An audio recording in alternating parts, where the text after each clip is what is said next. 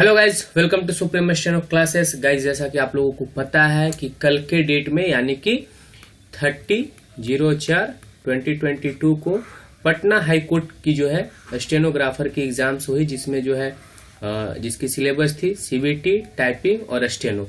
ठीक है गाइज, तो यहाँ पे जो कंप्यूटर जो है जो इसकी एनालिसिस आज मैं कर रहा हूँ और वीडियो थोड़ा लेट आ रहा है गाइज, क्योंकि थोड़े से वर्कलोड थोड़े ज्यादा अभी बढ़ गए हैं, इसके वजह से तो आज मैं एनालिसिस कर रहा हूं।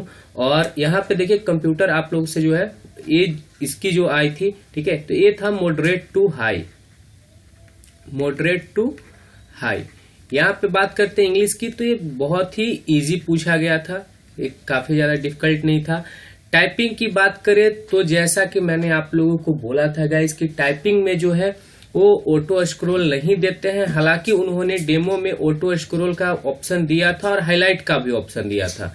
ठीक है, डेमो में क्या था, ऑटो स्क्रॉल भी दिया था और हाईलाइट का भी ऑप्शन दिए हुए था, लेकिन वहां पे एक्चुअल में ऐसा नहीं था। और मैंने इसीलिए जब वीडियो बनाया था कि क्या करें क्या ना करें, इंस्ट्रक्शंस देख ले एग्जाम देने से पहले, तो उसमें आप लोगों को बताया था कि वहां पे ऐसा कोई फैसिलिटीज नहीं मिलता है।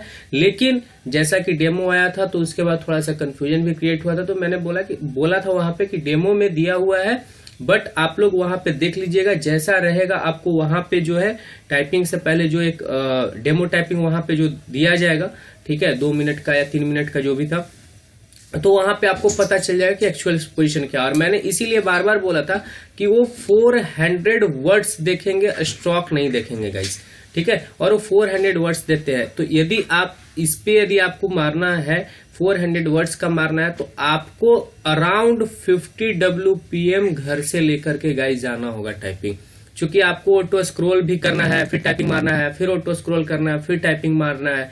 ठीक है, 2 बार तो ऑटो स्क्रॉल आपको करना ही करना पड़ जाता है। तो इसलिए मैंने बोला था कि यदि 50 WPM आपकी स्पीड आ रही है तो ही आप वहां पे कर पाइएगा।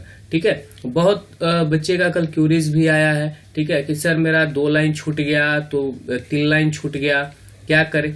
तो यही कहना है कि यदि आप 10% जो एरर अलाउड था उसके अंदर में आपका छूटा हुआ भाग आ रहा है, ठीक है, तब तो आप क्वालिफाइड होंगे, अन्यथा आप क्वालिफाइड नहीं होंगे। ठीक है, और स्टेनो तो गाइज ये बहुत ही इजी केसी टाइप का, यानी कि कैलाश चंद्रा का मैटर जैसा था उस तरीके का लिखवाया गया था। हालांकि हमने जो है आपको मॉडरेट और हार्ड टाइप के प्रैक्टिस काफी करवा दिए थे, और मैंने बोला कि लगातार आप लोग जो है एक दिन में कम से कम 4 डिक्टेशन लिखिए।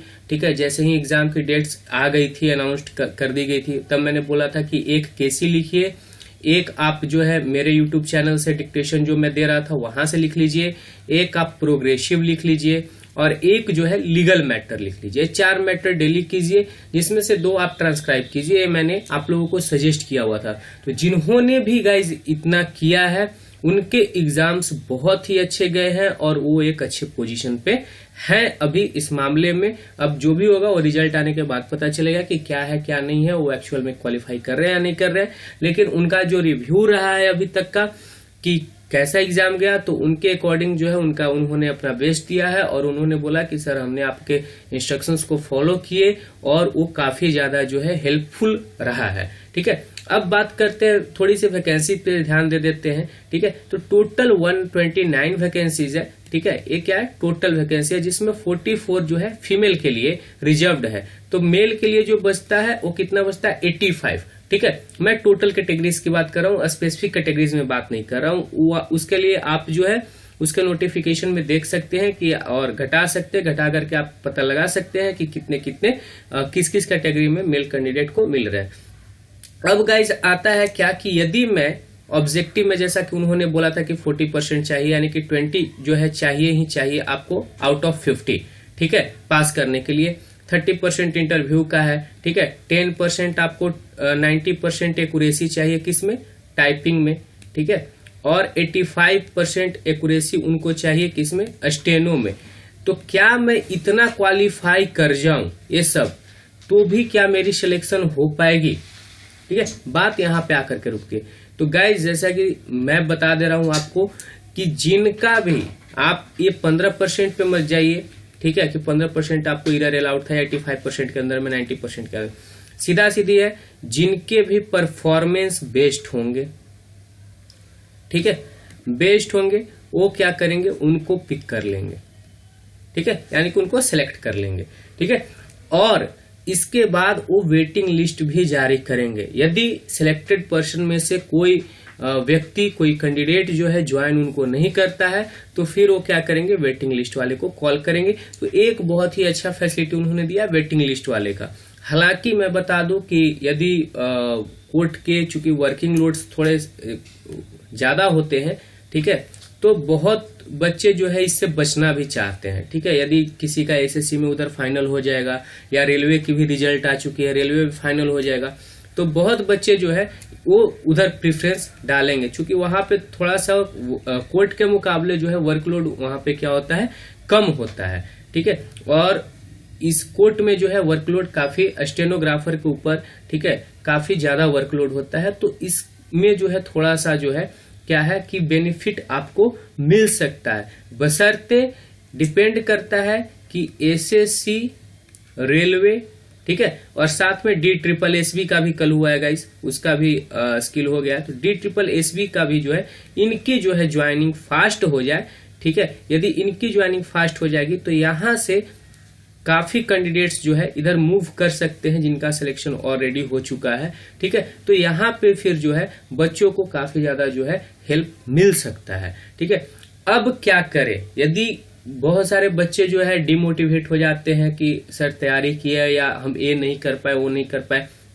मैंने आप लोगों को बार बार बोला है, एक चीज मैं क्लियर करता हूं, यहाँ पे बार बार बोलता हूं कि आप लोग तैयारी ऐसा कीजिए कि आपको ये अफसोस नहीं हो एग्जामिनेशन के बाद कि काश मैं ये कर लेता तो मेरा सिलेक्शन हो जाता, ठीक है। ये अफसोस कभी भी नहीं आना चाहिए आपको, ठीक है।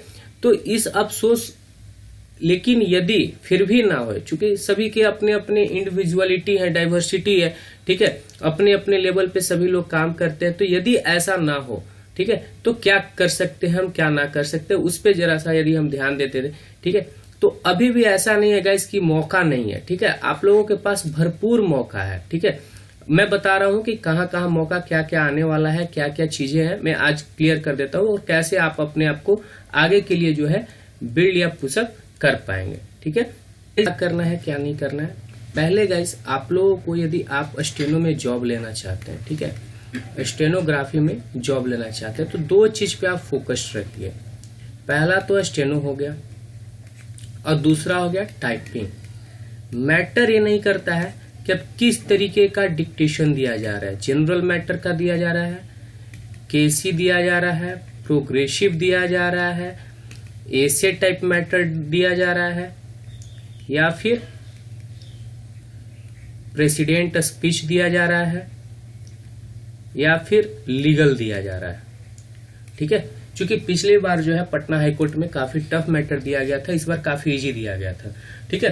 क्योंकि उनको पिछले बार कैंडिडेट भी नहीं मिल पाए थे, तो जरूरी है आपको कि आप जो है इन सभी तरीके के, आपको ये फर्क ही नहीं पड़ना चाहिए यदि आप स्टेनोग्राफी है कि किस तरीके का मैटर आ रहा है, ठीक है। क्योंकि जो ट्रेंड है वो ट्रेंड के मुताबिक आपको आज के समय में ढलकर चलना होगा, ठीक है। तो जरूरी है यहाँ पे कि आप जो है इन सभी का क्या करें, अपने आप में जो है प्रिपरेशन करते रहिए, खाली टाइम का यूटिलाइज कीजिए। ये नहीं कि फॉर्म भर दिए, एग्जाम का डेट आया तब वहां पे तैयारी करना शुरू कीजिए, नहीं, आप अपने कंटिन्यूटी को बना करके रखिए। शॉर्ट हैंड में कंटिन्यूटी बहुत ही जरूरी है, यदि आप कंटिन्यूअस नहीं है तो यहाँ आपको ये अफेक्ट करेगा ही करेगा, ठीक है। तो आप रेगुलर रहिए, आप सारा, हाँ ठीक है, एग्जाम नहीं है तो हम ज्यादा का ट्रांसक्रिप्शन नहीं करेंगे, लिख करके पढ़ लेंगे, ठीक है, एरर फाइंड आउट कर लेंगे, जो हो रहे हैं दिक्कत उसको फाइंड आउट कर लेंगे, लेकिन फिर भी कम से कम 1 से 2 मैटर तो डेली ट्रांसक्राइब आपको करना ही करना है। और जब एग्जामिनेशन आते हैं तो उसको थोड़ा सा एक्सटेंड कर देना है, 3 से 4 में कन्वर्ट कर देना है, ठीक है। मैं बार बार बोलता हूं, मैं इसलिए बोलता हूं चूंकि मैं खुद किया हूं, और मैं भी सिलेक्ट हुआ हूं, एसएससी स्टेनो में सिलेक्ट हुआ हूं, ठीक है। हालांकि मार्क्स मेरे ज्यादा नहीं है उसमें, ठीक है, बट फिर भी हमारे जो है एरर उसमें रहा है, ठीक है। एसएससी का जो 2019 की जो हुई थी स्केल, उसमें एरर 1.25% पे मैं हूं वहां पे। ठीक है, तो यहाँ पे जो है, तो ये क्यों आई? ये सडन से नहीं आती है गाइस, ये आपको रेगुलर मेहनत करने से आती है। ठीक है, हालांकि और भी कैंडिडेट्स हैं जिन्होंने बहुत अच्छे परफॉर्मेंस किया है, मैं उनको एडमायर कर रहा हूं, जिन्होंने 0.5% एरर किया है, ठीक है, या 0.64% एरर किया है, 0.76% एरर किया है, जो कि काफी मायने रखते हैं। तो यदि आप रेगुलर है, ठीक है, रेगुलर है तो आपकी ये जो रेगुलरिटी है क्या करेगा, आपको काफी ज्यादा बेनिफिट करेगा। दूसरा है टाइपिंग, आप इसको नेग्लेक्ट नहीं कर सकते हैं। ठीक है, इसको आपको हमेशा जो है 40 वर्ड्स पर मिनट के हिसाब से आपको बना करके चलना ही चलना है। वर्ड्स पर मिनट, मैं स्ट्रोक पे बार बार नहीं जाता हूं, मैं स्ट्रोक बोलता हूं कि स्ट्रोक भूल जाइए, वर्ड्स लेकर के चलिए। ठीक है, उसके साथ साथ क्या करना है, आपको शॉर्ट हैंड की टाइपिंग स्पीड जो है इसको 30 वर्ड्स पर मिनट बना करके रखिए। ठीक है, इसको 30 वर्ड्स पर मिनट। कहीं भी आपको जो है कभी भी अपॉर्चुनिटी मिल सकती है, तो आपको एक संस्कृत में कहावत है विद्यार्थी के पंचलक्षणम, तो पंचलक्षणम में वको ध्यानम काक चेष्टा, है ना, ये दो एकदम, बाकी तो स्वनिद्रा आजकल भूल गया है आदमी, घर त्यागी तो होता है, गृह त्यागी तो होता ही है, अल्पाहारी तो जरूरी है। ठीक है, लेकिन ये दो पे मैं ज्यादा फोकस करता हूँ, काक चेष्टा वको ध्यानम, यानी कि कहीं भी आपको अपॉर्चुनिटी मिले, अपने आप को इतना प्रिपेयर्ड करके रखिए कि उस अपॉर्चुनिटी को ग्रैब करने की कोशिश कीजिए। ठीक है, तो ये आप यदि बना करके रखेंगे, ठीक है, तो आपकी सिलेक्शन कोई नहीं रोकेगी। और मैं अभी बता दे रहा हूँ कि पटना हाईकोर्ट का ये स्टेनो एग्जामिनेशन हो गया। ठीक है, कॉन्ट्रेक्चुअल पिन का पीए का एग्जामिनेशन का आया हुआ था, वो भी ये जल्द लेंगे। ठीक है, टाइपिस्ट वाला है, कंप्यूटर ऑपरेटर कम टाइपिस्ट। ठीक है, टाइपिस्ट वाला जो कि 14 मई को दिया गया है इनके द्वारा डेट जो है, ठीक है, वो एग्जाम है, तो अपॉर्चुनिटी यहाँ भी था जिन्होंने फॉर्म फिल किया है। इसके अलावा आने वाले जो वैकेंसीज है, ठीक है, तो आने वाले वैकेंसीज में क्या है, रांची यानी कि झारखंड बोल लीजिए, झारखंड सिविल कोर्ट और रांची हाई कोर्ट, ये वैकेंसी। इसके अलावा APSSB, ठीक है, Arunachal Pradesh staff selection board, बहुत ही सही वे है, बट यहाँ पे दिक्कत यही है कि इनकी कॉपी जो है स्टेनोग्राफी की वो जांच करता है, सॉफ्टवेयर के थ्रू जांच किया जाता है, तो इसमें कि थोड़ा सा भी इधर उधर गलती कीजिएगा तो ये जो है आपको वहां पे खत्म कर देंगे। टोटल यहाँ पे जो है APSSB बहुत ही है, 5 मिनट का डिक्टेशन होता है, 400 वर्ड्स का, 80 WPM पे एग्जैक्ट, और जिसमें से आपको 32 एरर अलाउज है। ठीक है, यानी कि 368 आपको सही करेक्ट करने ही करने हैं। ठीक है, और यदि ये करते हैं तो इनका आप जैसे ही एग्जामिनेशन आप टाइप मार करके सबमिट कीजिएगा, वैसे ही रिजल्ट आपके आंख के सामने होगा। 1 वीक के अंदर इनका सिलेक्शन प्रोसेस है, ओनली 1 वीक। ठीक है, तो अभी आने वाली वैकेंसी 10 वैकेंसी जो है अदर स्टेट के लिए है, और बाकी जो है टोटल जो है 79 वैकेंसीज जो है आसपास में, ये वहां के लोगों के लिए, अरुणाचल प्रदेश के लोगों के लिए। ठीक है, तो इसकी भी वैकेंसी अभी आने वाली है। इसके अलावा बिहार सिविल कोर्ट भी आने वाला है। ठीक है, आई थिंक उसमें जहां तक मेरे को पता चला कि 700 के आसपास में वैकेंसीज है। अब देखते हैं उसमें कितना निकालते हैं, चूंकि पीए में भी पटना हाईकोर्ट में सुनने में आया था कि 300 के आसपास में वैकेंसी है, जो कि परमानेंट पे निकालेंगे, बट इन्होंने कॉन्ट्रेक्चुअल पे 45 वैकेंसीज निकाली है। ठीक है, तो अपॉर्चुनिटीज आएंगी। ठीक है, बस आपको ध्यान रखना है कि आप उस अपने आप को इतना प्रिपेयर करके रखिए कि उस अपॉर्चुनिटी को ग्रैब कर लीजिए। ठीक है, तो इसी नोट पे आज ये एनालिसिस किया मैंने, आपको बताया है क्या करना है क्या नहीं करना है। ठीक है, यदि आपको हमारे इन्फॉर्मेशन और डिक्टेशंस पसंद आ रहे हैं तो चैनल को लाइक कीजिए, शेयर कीजिए, सब्सक्राइब कीजिए, और यदि आपकी कोई क्यूरीज और कोई सजेशन है तो कमेंट बॉक्स में जरूर लिखिए।